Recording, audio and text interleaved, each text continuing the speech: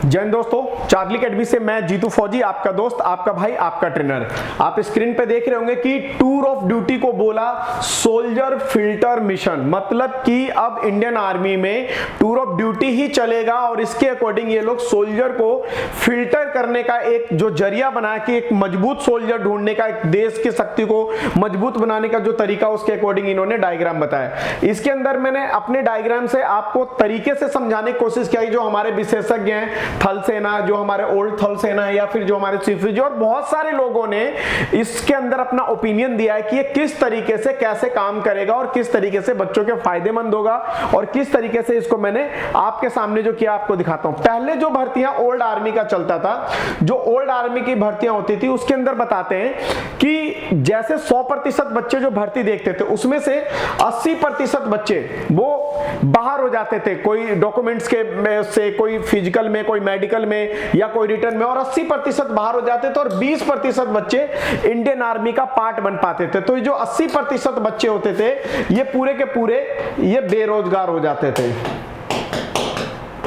बेरोजगार हो जाते थे, और बाकी 20% ही बच्चे अपना आगे इंडियन आर्मी में कंटिन्यू कर पाते थे। लेकिन अभी जो ये विशेषज्ञ हैं इन्होंने जो बताया है, मैं आपको बताता हूं कि जो टीओडी आर्मी, मतलब कि अभी वाला जो लेटेस्ट वाला सारा चीज है, इसके अंदर ही बता रहे हैं कि 75% बच्चे इसके अंदर मतलब कि भर्ती हो पाते हैं और 25% बच्चे जो होंगे वो बाहर होंगे, या फिजिकल के वजह से या फिर डॉक्यूमेंटेशन या मेडिकल, या फिर क्योंकि इसमें भारी मात्रा में बता रहे हैं कि इसके अंदर सिलेक्शन होगा।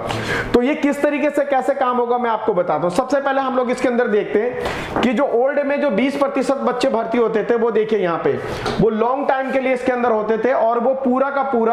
इसके अंदर 18 साल या फिर लास्ट 32 साल तक सर्विस करते थे और उसके बाद उनको पेंशन और मेडिकल की सुविधा मिलती थी। ठीक है, अगेंस्ट हम लोग टीओडी आर्मी वाला है, इसके अंदर से जो हम लोग बता रहे हैं कि 75% बच्चे इसके अंदर भर्ती होते हैं और 25% बच्चे बाहर हो जाते हैं, जो कि भर्ती प्रक्रिया में ऐसा सारा चीज दिखा दे। लेकिन जब ये भर्ती हो जाते हैं तो यहां से देखिए कि भर्ती होने के बाद 75% बच्चे जो 4 साल के बाद जो बाहर हो जाएगा, और इसके बाद इनको क्या मिलेगा मैं ये भी दिखाऊंगा। लेकिन इसके बाद जो 25% बंदे होंगे जो आगे तक जाएंगे, जो फिट होगा, जो लड़का इसके अंदर फिट होगा, वो 25% लॉन्ग सर्विस में जाएगा। लॉन्ग सर्विस में सेम यही कंडीशन डू, ये सेम सारी फैसिलिटी इनको इस तरीके से मिलेगा और इनको भी सेम क्या होगा कि पेंशन की सुविधा और मेडिकल की सुविधा और ये सारी सुविधाएं इसके अंदर लागू है। लेकिन अब यहाँ पे एक बात आती है कि जो बंदे मतलब कि परमानेंट नहीं हो रहे, जिसके ऊपर बात जो विशेषज्ञ बता रहे हैं कि इनको क्या फायदा और क्या नुकसान होगा, मैं आपको दिखाता हूं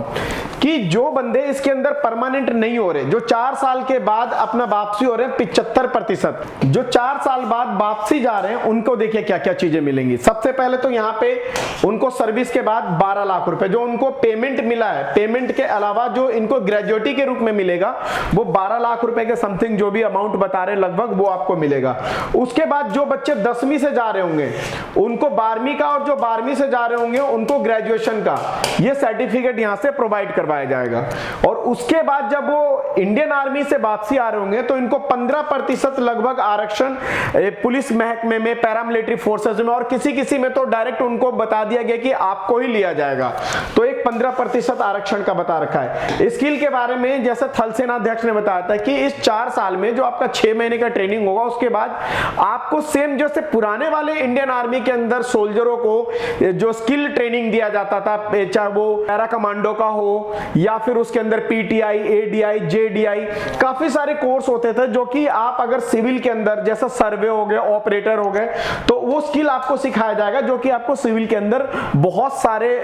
क्षेत्रों के अंदर आपको आगे बढ़ने का मौका देगा। उसके बाद आप देखिए कि इसके अंदर जो कनेक्ट किया कि भाई अगर आप अपने बल्क में पेमेंट लेकर के आ रहे हैं तो आपके पास अगर मैच्योरिटी है आपके अंदर, अगर आप अच्छे सूझबूझ से काम करेंगे तो आप अपना बिजनेस को भी आगे बढ़ा सकते हैं। अब यहाँ पे बात हुई थी कि भाई जो ये बच्चों ने प्रोटेस्ट किया था उससे पहले